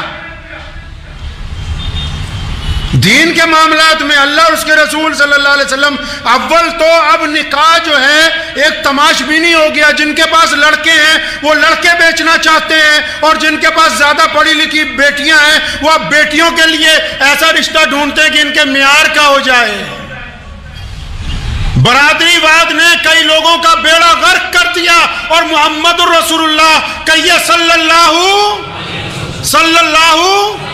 آواز نہیں آئی، صلی اللہ محمد الرسول اللہ صلی اللہ علیہ وسلم نے 2 باتیں کائنات کے سامنے رکھی، فرمایا اللہ اور اس کے رسول کی اطاعت کرو، اور لوگوں نے کہا یا رسول اللہ کر لی، اور فرمایا اب جس نے میری اطاعت کر لی وہ برادریوں کے، ذات پات کے، اونچ نیچ کے، گورے کالے کے بندھن سے آزاد کر دیے گئے، وہ لوگ کوئی کسی کا غلام نہیں ہے۔ انہوں نے کہا نہیں ہم تو میاں برادری کے باہر شادی نہیں کرتے۔ آپ کو پتہ ہے برادری ہوتی کیا ہے؟ پنجابی جی کہاوت مشہور ہے، ذات ملوک نہیں ہندی، ریت ملوک ہندی ہے۔ ذات نہیں ملوک ہندی، ریت ملوک ہندی ہے۔ ایک بادشاہ تھا، دربار میں بیٹھا ہوا تھا، ایک قیدی پیش کیا گیا، اس نے کوئی جرم کر دیا تھا تو سزا دینے لگا، تو وزیر نے کان میں کہا کہ جناب یہ جو قیدی ہے عام بندہ نہیں، بہت پڑھا لکھا ہے، پروفیسر ہے، دانشور ہے، اس کو پھانسی کی سزا نہ دو، اپنے پاس رکھ لو، قید خانے میں کام آیا کرے گا، ان کا رکھ لو۔ کچھ دن کے بعد ایک صاحب گھوڑے بیچنے آئے، وزیر نے کہا جناب اس قیدی کو بلا لو، دیکھ کے بتائے گا گھوڑے اصلی ہیں کہ نقلی ہیں۔ تو جب انہوں نے اس قیدی کو بلایا تو 2 گھوڑے لایا تھا گھوڑے والا، تو اس نے دونوں کو دیکھا اور پھر بادشاہ کو کہا، کہتا جناب ایک تو گھوڑا اصلی ہے، دوسرا دوگلا ہے، اس میں وہ صفت نہیں ہے جو اصلی گھوڑے میں ہوتی ہے۔ تو بادشاہ کے آگے کون جھوٹ بولتا؟ انہوں نے جب کاروباری بندے سے پوچھا، بیچنے والے سے، کہتا ہاں جی یہ جو دوگلا ہے نا اس کی ماں مر گئی تھی، اس کو ہم گدھی کا دودھ پلاتے رہے 4 سال۔ بادشاہ بڑا خوش ہوا کہ یار یہ تو کام کا نکلا قیدی۔ اس نے اپنے خانسامہ کو بلایا، کہنے لگا جو شاہی نان روز بنتا ہے نا، جس میں بے شمار پشتے کاجو ساری سامان ڈالتے ہیں، جو بادشاہوں کی روٹی بنتی ہے وہ معمولی روٹی نہیں ہوتی۔ ان کا اس کو ایک نان روز کا لگا دو. قید سے نہیں نکالا, کہتا اس کو ایک نان لگا دو روز کا. تو قیدی چلا گیا واپس, ایک نان ڈیلی کا اس کو لگ گیا. تو کچھ دن بعد ایک صاحب ہیرے جواہرات بیچنے کے لیے بادشاہ کے پاس آئے. اب بادشاہ کو خیال آیا, کہتا یار اس قیدی کو لاؤ, ہیرے پت پت چیک کرنے. اب ہیرے چیک کیے تو اس نے اپنی فراست کے ساتھ اصلی ہیرے ایک طرف کر دیے, نقلی ایک طرف کر دیے. سونار کو پوچھا, کہتا ہاں جی گستاخی کی معافی, یہ بیچ میں ہم نے کچھ کانچ کے بنا کے ڈال دیے تھے کہ چلو فائدہ ہو جائے گا. بادشاہ بڑا خوش ہوا, اصلی ہیرے بھی خریدے. پھر خانسامہ کو بلایا, کہنا یہ جو قیدی کو ہم نے ایک نان لگایا نا, کہتا جی حضور آج سے 2 کر دو. اب جب قیدی نے سنا نا کہ یہ میرے نان 2 کر دیے, شاہی نان, یہ ان کو بتا رہا ہوں قصہ جن کو بڑا فخر ہے کہ ہم سید ہیں, پٹھان ہیں, ہم فلاں چودھری ہیں, ہم انصاری صاحب ہیں, قریشی صاحب ہیں, ان کو سنا رہا ہوں کہ ذات برادری ہوتی کیا ہے. یہ سنو آج پہلے, ذات کہتے کس کو ہیں, برادری بنتی کیسے ہے. یہ جو نام ہم نے رکھے یہ تو رسول اللہ نے فرمایا, قرآن نے کہا پہچان کے لیے, کہ بس پتہ لگ جائے کہ تم فلاں خاندان کے رہنے والے ہو. اصل برادری کیا ہوتی ہے؟ جب اس نے کہا نا 2 نان لگا دو ڈیلی کے, اب وہ قیدی باہر نکل رہا تھا تو اس نے آہستہ سے بڑبڑاتا ہوا جا رہا تھا افسوس میں, غصے میں, کہندا یار بادشاہ بھی اصلی نہیں ہے گا, نقلی ہے بھی. چمچوں نے سن لیا, دربانوں نے. اب بڑے لوگ مرتے کب ہیں؟ کانوں کے کچے ہوتے ہیں, جو جس نے آگے پھونک مار دی بس ادھر ہی کو چل پڑے. اب فوراً چمچوں نے بادشاہ کو رپورٹ دی کہ جناب آپ تو اس کو شاہی نان لگاتے جا رہے ہیں, 1 کے 2 کر دیے, وہ اس کو تو ہضم ہی نہیں ہو رہے, وہ تو آج آپ کی ذات کے اوپر انگلی اٹھا دی. اس نے تو یہ کہہ دیا کہ بادشاہ ہی اصلی نہیں ہے. بڑا غصہ آیا بادشاہ, کہتا ابھی لاؤ نکال کے. فوراً نکال کے لائے. وزیر کو بھی خبر پتہ لگی کہ بھئی پنگا پڑ گیا, وزیر بھی موقع پہ پہنچ گیا. بادشاہ پورے جلال میں کہ آج اس کی گردن اتار دینے. تو مجھے کیا کہہ رہا تھا تو؟ کہتا جناب جان کی امان چاہیں تو میں نے تو بس اتنا ہی کہا, جب آپ نے دوسرا نان کا بھی حکم نامہ جاری کر دیا تو میں نے کہا یار یہ بادشاہ اصلی نہیں ہے. بادشاہ بھی حکم دینے لگا تو وزیر نے کان میں کہا جناب اینا قیمتی بندہ مار دینا, ایک باری بول لڑی نو پوچھ لو, مطلب ماں کو بھی پوچھ لو جا کے. اب بادشاہ اسی جاہو جلال میں تلوار لیے ہوئے اپنی ماں کے سر پہ پہنچ گیا کہ اماں سچ بتا میں کس کی اولاد ہوں. تو ماں نے اس کو دبکا کے کہا, رانی تھی نا, بادشاہ کی بیگم تھی نا, اس نے اس کے دبکے سے کہا بیٹھ جا یہاں میرے پیروں میں, کہ میں تجھے بتاتی ہوں تو کس کی اولاد ہے. کہنے کہ میں اور میرا خامد جو اس ریاست کے بادشاہ, ہمارے اولاد ہی نہیں ہوئی, ہم پریشان تھے, ریاست لٹ جائے گی. میرے خامد کے مرنے کے بعد 10 سال جب اولاد نہ ہوئی تو ہمارے خان سامہ کے گھر تو پیدا ہوا, تو ہماری اولاد نہیں, ہمارے باورچی جو میاں بیوی ہیں ان کی اولاد ہے. ہم نے چھپ کے ان سے لے لیا, اعلان کر دیا کہ بادشاہ کے گھر پیدا ہوا ہے, تو بیٹا خان سامہ کی اولاد ہے. بادشاہ کو پتہ لگ گیا کہ میں کس کی اولاد ہوں, واپس پہنچا دربار میں, اس کو پکڑا, پھر دوبارہ جا کے اس دانشور کو, قیدی کو, کہیں گا تو نے پہچانا کیسے یار, میرا کپڑے بادشاہوں کی طرح, میرا چلنا پھرنا بادشاہوں کی طرح, میرے آگے پیچھے فوج بادشاہوں کی طرح, کیا تو کیسے پہچان گیا کہ میں بادشاہ کی اولاد نہیں ہوں؟ کہنے لگا جناب جب پہلا تمہیں راز بتایا گھوڑوں کا, تم نے مجھے رہا نہیں کیا, تم نے مجھے وزارت نہیں دی, تم نے مجھے ایک نان لگا دیا. دوسرا بتایا تم نے 2 نان لگا دیے, تب میں سمجھا کہ یہ بھی کسی خان سامہ کی اولاد ہے, نان پہ نان لگایا جا رہا. اس میں بادشاہوں والی بات ہوتی تو یہ اپنی حیثیت کے مطابق دیتا. انسان جو کرتا ہے وہ اس کی ذات بنتی ہے. شادی میں ذات ڈھونڈتے ہو, ذات کس کی ہوتی ہے؟ جو سچ بولتے ہیں, انہیں سچ بولنے والوں کی تلاش ہے کہ سچائی ایک برادری ہے. جو ایمانداری سے کاروبار کرتے ہیں انہیں ایماندار کاروباری کی تلاش ہے کہ میں نے اپنی بیٹی ایمانداروں کے گھر دینی ہے. اور جو ٹھگیاں مارتے ہیں, جو بدماشیاں کرتے ہیں, ان کی ذات گنڈا کرتی ہے, وہ گنڈوں کو تلاش کرتے ہیں کہ ہم نے اپنے جیسے گنڈوں کے گھر اپنی شادی کرنی ہے. یہ ہوتی ہے اصلی ذات, کہ جو بندہ کرتا ہے وہی اس کے جسم میں, وہی بات جو ہم کام کرتے ہیں وہی ہماری ذات ہے, وہی ہماری برادری ہے. اگر ہم اچھے بننا چاہتے ہیں, ہم اچھا کام کر رہے ہیں تو ہم اچھوں کو تلاش کریں گے, ہم نیک کام کر رہے ہیں تو ہم نیکوں کو تلاش کریں گے, ہم دیانتدار ہیں تو دیانتداروں کو تلاش کریں گے. قرآن نے کہا ہے نا کہ چنگے بندے والی چنگیاں جنانیاں, مندے والی مندیاں. اچھے دوستوں کے لیے اللہ نے اچھے دے دیے اور بروں کے لیے پھر برے ہی ٹکرتے رہیں گے جیسی آپ کی نیت. محمد رسول اللہ نے فرمایا انما الاعمال بالنیات, کہ عمل کا دار و مدار تو نیت پر ٹکا ہوا ہے. تو بات چل رہی تھی کہ اب ان کو تو برادریوں کی تلاش ہے. لوگوں کی بیٹیاں گھروں میں بیٹھی بیٹھی بڈھی ہو رہی ہیں, پھر بھاگے ہوئے آئیں گے کہ جناب بیٹی فلاں کے ساتھ نکل گئی, لڑکا فلاں کے ساتھ نکل گیا. کیا تمہیں نہیں پتا لگا اللہ نے قرآن میں کہا, محمد رسول اللہ نے کہا, اس انسانیت میں مرد عورت ایک دوسرے کی ضرورت ہے. جو ماں باپ جان بوجھ کے آنکھیں بند کرتے ہیں کہ ہم اپنے بیٹے کی شادی 20 سال بعد, پھر 25 سال بعد, پھر 30 سال کی عمر میں 32 سال کی, کھا لو اس کی کمائی جتنی تم نے کھانی ہے. اور یہ باہر جو حرام زدگیاں کرتا ہے, جو تمہارے رشتہ داروں کی عورتوں کے ساتھ چھپ کے زنا کاریاں کرتا ہے, اس کا سارا گناہ ان ماں باپ کے ذمے ہے جو اپنی اولاد کا نکاح نہیں کرتے. ان ماں باپ کے ذمے ہیں. سوچتے ہیں آنکھیں پتہ ہے کہ فلاں کے ساتھ میرا بیٹا, فلاں کے ساتھ میری بیٹی غلط کام کر رہے ہیں, پھر بھی آنکھیں بند ہے کہ نہیں بڑھیا گزارا ہو رہا ہے, چل رہا ہے. اگر ماں باپ کا احترام قرآن میں لکھا ہے تو اللہ کے رسول صلی اللہ علیہ وسلم نے ماں باپ کو بھی پابند کیا کہ اپنی اولاد کی ضروریات کو پورا کرنا تمہاری ذمہ داری ہے. نکاح میں دیری, کیریئر بنا رہے ہیں, کیریئر بناؤ جی, کیریئر بناتے رہو 40 سال تک. کریکٹر کا بیڑا غرق ہو گیا کیریئر کے چکر میں. جا کے ڈاکٹروں سے پوچھو, اچھے اچھے لوگ شادیوں کے بعد اولاد پیدا نہیں ہو رہی, کیوں نہیں ہو رہی جی؟ 30 سال کی عمر میں شادی کی, 32 سال کی عمر میں شادی کی, 35 سال کی عمر میں شادی کی, اور تم نے تو جانوروں کا دوگلا پن کیا نا. درختوں کی جڑیں کاٹ کے ملائیں کہ دوگلے درخت بنائیں گے, پیڑ پودوں کی جڑیں توڑ کے ملائیں کہ ہم رنگ برنگے پھول اور پیدا کریں گے. اللہ نے پھر تمہارا بھی انتظام کر دیا. تم نے قدرت کے ساتھ کھلواڑ کیا, انہوں نے بھی پھر تمہارے لیے ٹیسٹ ٹیوب بیبی بنا دیے کہ کسی کی اولاد, کسی کا پیٹ, کسی کی نسل کسی کے اور کے گھر کے اندر پیدا ہو. اور صحیح بخاری میں نبی علیہ الصلوۃ والسلام فرماتے ہیں, حدیث کا مفہوم ہے کہ جب بندہ زیادہ سجدے کرتا ہے, زیادہ نفل پڑھتا ہے, جب بندہ نیند میں اچانک اس فکر کے ساتھ اٹھ جاتا ہے کہ میرے رب نے مجھے پکارا ہے, جب اچانک فجر کے وقت نرم بستر کو چھوڑ کے وہ سردی کے اندر نکلتا ہے وضو کرنے کے لیے, جب ساون کی بھیگی ہوئی راتوں میں جب سکون کی نیند سوئی جا سکتی ہے, وہ رات کو 3 بجے اٹھ کے وضو کر کے تہجد کے لیے نفل پڑھنا شروع کرتا ہے. ایسے لوگوں کے لیے نبی علیہ الصلوۃ والسلام حدیث کا مفہوم ہے فرماتے ہیں کہ جب بندہ نفل پڑھتے پڑھتے اپنے رب کی قربت حاصل کر لیتا ہے.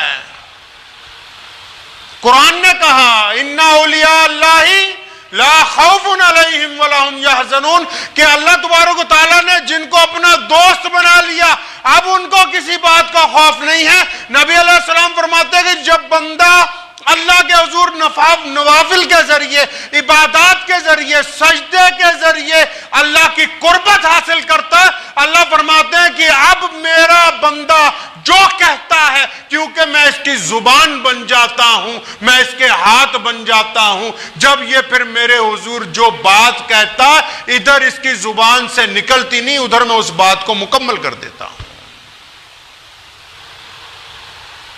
اللہ تبارک و تعالیٰ کا قرب حاصل کرنا کوئی معمولی بات نہیں ہے. یہ جو بڑے بڑے مستجیب الدعوات بزرگ ہیں, آپ جن کا نام لے کے آج جن کے مزارات پر جانا اپنے لیے فخر کی بات سمجھتے ہیں, کبھی ان کی آپ زندگی اٹھا کر تو دیکھیں. ان لوگوں کو اللہ سے, اللہ کے رسول سے اور اللہ تبارک و تعالیٰ کی عبادات سے اس طرح محبت تھی کہ جان چلی جائے سجدہ نہ جائے. 11ویں والے پیر, اکثر لوگوں کو ان کا نام نہیں پتا ہوگا, اتنا پتا ہے 11ویں والے پیر کی نیاز دینی ہے.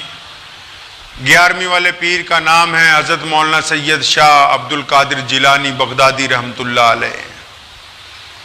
اتنی پسند ہے نماز, اتنی پسند ہے, اور نماز کے معاملے میں ایسے سخت ہیں, فرماتے ہیں اپنے فتاوے میں کہ اگر کوئی بندہ جان بوجھ کے 5 وقت کی نماز چھوڑ دے, اطمینان سے سنیے 11ویں والے پیر کا مسئلہ, اگر 11ویں والے پیر کے فتووں پہ آ جائیں گے تو 11ویں میں 11 روپے دینے والے بھاگ لیں گے ایک طرف کو.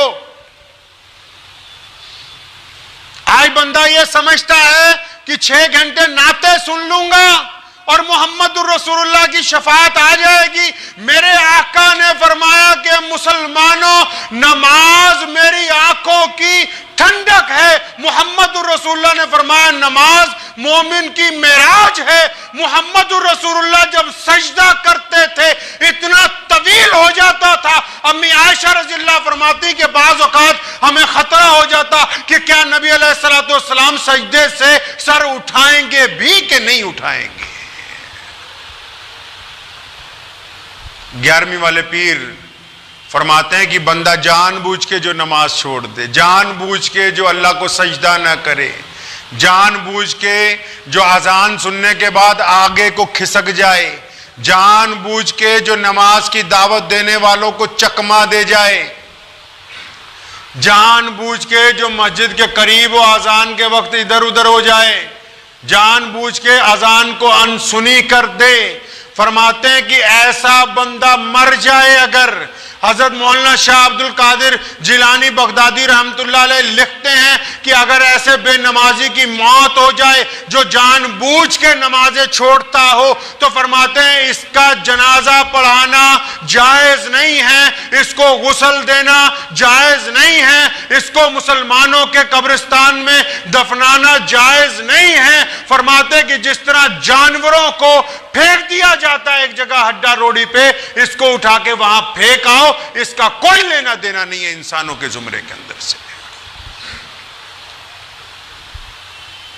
اللہ تبارک و تعالیٰ کا جو بندے سے رشتہ ہے وہ اتنی محبت والا ہے، اتنی محبت والا ہے کہ جب بندہ اپنے رب کے حضور سجدہ کرتا ہے نا، بندہ قرآن پڑھتا ہے اللہ سے بات ہوتی، بندہ کسی غریب کی مدد کرتا ہے اللہ خوش ہو جاتے ہیں، بندہ کسی کا ٹوٹا ہوا دل جوڑتا ہے اللہ مسکراتے ہیں. لیکن فرمایا قرآن نے، حدیث نے، محمد الرسول اللہ نے، صحابہ نے، تابعین نے، تبع تابعین نے، اولیاء اللہ نے کہ لیکن جس وقت بندہ سجدے میں جاتا ہے، جب بندہ اپنا سر مصلی پہ رکھتا ہے، چاہے وہ مٹی نیچے ہو، چاہے پتھروں کے اوپر سر رکھ دیتا ہے اپنا، لیکن جب بندہ اللہ کے حضور سر بسجود ہوتا ہے، جب وہ کہتا ہے سبحان ربی الاعلی، جب وہ کہتا ہے اللہ اکبر، جب وہ کہتا ہے ایاک نعبد و ایاک نستعین، جب وہ کہتا ہے کہ سبحان اللہ، فرماتے ہیں کہ جب بندہ اللہ کے حضور سر بسجود ہوتا ہے تو اللہ خوش ہونے کی بات تو بعد میں ہے، بندہ اللہ کے اس وقت قریب ہو جاتا ہے. اللہ کی قربت کا اور کوئی ذریعہ ہی نہیں ہے. کسی کو کھانا کھلا کے، کسی کو دل خوش کر کے، کسی سے محبتیں بانٹ کے اللہ تبارک و تعالیٰ کی خوشنودی حاصل کی جا سکتی. لیکن اگر قربت چاہیے، اگر اللہ کے قریب ہونا ہے، اگر اللہ تبارک و تعالیٰ کے قریب ہونا ہے، اللہ تبارک و تعالیٰ سے بالکل جڑنا ہے، تو اس کا کائنات میں صرف ایک ہی ذریعہ ہے کہ بندہ اپنے رب کے حضور سر بسجود ہو جائے. اور جب بندہ سجدہ کرتا ہے، کسی نے پوچھا نبی علیہ السلام سے کہ یا رسول اللہ، اللہ کو کیسے راضی کریں، کتنی عبادت کر لیا کریں؟ حدیث کا مفہوم ہے، نبی علیہ السلام نے فرمایا کہ اگر کوئی بندہ اخلاص کے ساتھ، اخلاص مطلب دکھاوا نہ ہو. ہم تو نعوذ باللہ، اللہ معاف فرمائے، استغفر اللہ، ایسے لوگ ہیں بعض اوقات اس لیے نماز لمبی کر دیتے ہیں کہ گھر میں کوئی آئے اس کو پتہ لگ جائے میاں صاحب نماز پڑھ رہے ہیں ابھی.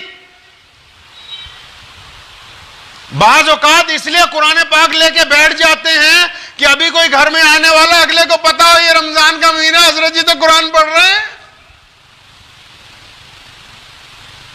بعض اوقات بہت سے کام اس لیے کرتے ہیں. علامہ عامر عثمانی نے کہا نا کہ ہماری غفلت کی انتہا کیا، ہماری ذلت کا کیا ٹھکانہ. ہماری غفلت کی انتہا کیا، ہماری ذلت کا کیا ٹھکانہ. گناہ تو پھر گناہ ٹھہرے، عبادتیں بھی مجرمانہ. گناہ تو پھر گناہ ٹھہرے، عبادتیں بھی مجرمانہ ہیں. اسی لیے نبی علیہ السلام کی باتیں بڑی جامع ہیں. میرے محبوب نے جو بھی گفتگو کی ہے ویسی گفتگو کائنات میں قیامت تک کوئی کر نہیں سکتا۔ پیارے آقا نے فرمایا صلی اللہ علیہ وسلم نے کہ میرے صحابہ اگر کوئی بندہ اخلاص کے ساتھ وضو کر لے، نیت پاک ہو اس کی کہ میں اب جو نماز پڑھنے لگا ہوں، اب یہ جو میں وضو کر رہا ہوں، مجھے دنیا سے کوئی لینا دینا نہیں، میں اس بات سے بے پرواہ ہوں کہ کون میرے وضو کی خوبیوں کو دیکھ رہا ہے، کون میرے وضو کی خامیوں کو دیکھ رہا ہے۔ اگر وہ اخلاص سے وضو کر لے اور پھر اخلاص کے ساتھ 2 رکعت نماز پڑھ لے، اس بات سے بے نیاز ہو کر کہ یہ نماز دنیا والوں کے لیے نہیں ہے، یہ نماز رشتہ داروں کو دکھانے کے لیے نہیں ہے، یہ نماز عزیز و اقارب کو دکھانے کے لیے نہیں ہے، یہ نماز مسجد میں نماز جتانے کے لیے نہیں ہے، یہ نماز صرف میرے اللہ کے لیے ہے، میں اپنے اللہ کو راضی کرنے کے لیے سجدہ کر رہا ہوں۔ آقا فرماتے کہ وہ 2 رکعت ہی اتنی کافی ہیں کہ وہ بندہ اللہ کی قربت حاصل کر جاتا ہے، صرف وہ 2 رکعت۔ اور اللہ تعالیٰ تو اپنے بندوں سے یہ جو بندگی کا رشتہ ہے، ماں اپنے بیٹے سے ایسی محبت نہیں کر سکتی جیسی محبت اللہ اپنے بندے سے کرتے ہیں۔ باپ اپنی اولاد سے اس محبت کے معیار پر نہیں پہنچ سکتا جیسی محبت اللہ اور اس کے رسول صلی اللہ علیہ وسلم کو اس امت کے ساتھ ہے۔ بھائی اپنے بھائی کے لیے وہ نہیں کر سکتا جو محبت اللہ تبارک و تعالیٰ کی اپنے بندے کے لیے۔ ایک بیوی کی محبت اس کے سامنے ایک رتی کا درجہ نہیں رکھتی جو محبت اللہ تبارک و تعالیٰ اپنے بندوں کے ساتھ فرماتے ہیں۔ بار بار اپنے بندوں کو اللہ قرآن پاک میں پکار رہے ہیں، کن بندوں کو؟ ان کو نہیں جو سجدے لمبے کر رہے ہیں، جو اللہ تبارک و تعالیٰ کی تسبیحاں بار بار کر رہے ہیں، ان کو تو اپنی قربت دے دی اور ان کی دعاؤں میں اثر رکھ دیا کہ جو مانگو گے مل جائے گا۔ قانون پاس کر دیا قرآن کے اندر، حکم دے دیا فرشتوں کو، یہ میرے بندے جو دعائیں کرتے رہیں قبول کرتے جاؤ، لیکن ان کے علاوہ اللہ ان کو پکار رہا ہے، کون؟ جو نماز نہیں پڑھتے، جو روزہ نہیں رکھتے، جو اللہ کو نہیں مانتے، جو توحید کے بھی علم بردار نہیں ہیں، جو دین کی طرف آتے نہیں۔ اللہ ان سے محبت سے بات کرتے ہیں، فرماتے ہیں کہ اے میرے بندو، ما غرک بربک الکریم، کہ میرے پیارے بندو تمہیں اپنے پیارے رب سے کس بات نے غفلت کے اندر ڈال دیا۔ آج بہت سارے لوگ ایسے ہیں، اللہ ہمیں معاف فرمائے، جو جمعے کی نماز کا سلام پھیرنے کے بعد دعا مانگنی ضروری نہیں سمجھتے۔ جوتیوں کا فکر پہلے ہوتا بھی باہر نکل لیں کسی طرح مسجد سے۔ شاہ صاحب کو، سید اللہ شاہ بخاری رحمت اللہ علیہ کو ایک جاٹ نے پوچھا کہ شاہ جی میرا مسجد جان نو دل نہیں کرتا۔ شاہ جی سے پوچھا کسی نے کہ میرا مسجد میں جانے کو دل نہیں چاہتا، قربان جاؤں۔ اللہ کے ولی کامل تھے، فرمانے لگے ایسی بات نہیں کہ تیرا مسجد میں جانے کو دل نہیں کرتا، مسجد والا تجھے مسجد میں بٹھانے کے لیے تیار نہیں۔ کچھ لوگ ایسے ہیں جو یہ سمجھتے ہیں کہ ہم بڑی چلاکی کر گئے، بہت تیز ترار ہیں، سلام پھیرتے ہی بھاگ جائیں گے، سنت نفل پڑھنے کی ضرورت نہیں ہے۔ وہ اس غلط فہمی میں نہ رہے کہ انہوں نے بہت بڑی مہارت حاصل کر لی، ان کا عمل ہی ایسا نہیں ہے کہ اللہ تبارک و تعالیٰ کی قربت حاصل کر سکے وہ۔ اور اللہ تعالیٰ کسی کے محتاج تھوڑی، اس کو بندوں سے پیار ہے، لیکن بندے خدا کے محتاج ہیں۔ بندہ وہی مقبول ہوگا جو اللہ کی قربت حاصل کرنا چاہتا ہو۔ ہم ولی اس کو سمجھتے ہیں کہ جو ننگا ہو، جس کے جسم پہ کپڑے نہ ہو، 4-5 تسبیحاں ہاتھ میں پڑی ہو، زور سے کہتا ہو یا علی حق علی، اور اس کے بعد جا کے ماتھا ٹیکے جناب بابا جی تویج دے دیو جی۔ ان کو ہم ولی سمجھتے ہیں۔ بزرگوں کے بعد جائیں گے، دیکھو الٹا طریقہ کیا شروع کیا ہے۔ ایک دکان ہے، آدمی کپڑا بیچتا ہے، کوئی بھی اتنا بڑا پاگل نہیں کہ کپڑے والی دکان پہ جا کے بولے کہ بھئی 2 کلو چینی دے دو، بولے گا؟ نہیں بولے گا۔ یا کوئی راشن کی دکان پہ جا کے بولے گا جناب ایک ٹیوب لائٹ دے دینا، بلب دے دینا، اس کو پتا ہے یہ راشن کی دکان ہے، یہاں بجلی کا سامان نہیں ملتا ہے۔ یہ مسجدیں, یہ مدرسے, آتے ہیں لوگ, جی حضرت جی کاروبار کے لیے دعا کر دو, حضرت جی بچوں کے لیے دعا کر دو.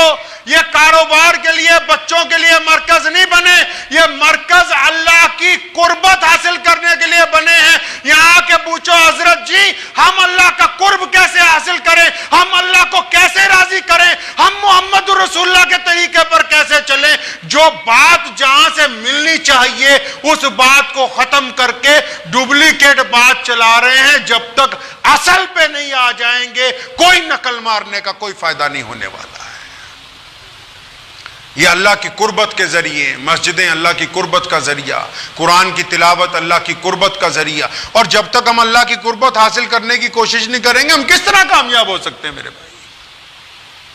تو اپنے رویوں کو بدلنا ہوگا. اس بات کو ذہن نشین کر لیجئے اطمینان کے ساتھ, بالکل اطمینان کے ساتھ, کہ اگر اللہ تبارک و تعالیٰ کی قربت چاہیے تو سجدے کی عادت ڈالنی ہوگی. کس کی عادت ڈالنی ہوگی بھائی؟ سجدے کی. محترم دوستو, امید کی جاتی ہے کہ حضرت شاہ امام پنجاب کا یہ بیان آپ لوگوں کو پسند آیا ہوگا. اسی طرح کے بیانات سننے کے لیے اس ویڈیو کو لائک کر کے چینل کو سبسکرائب کریں.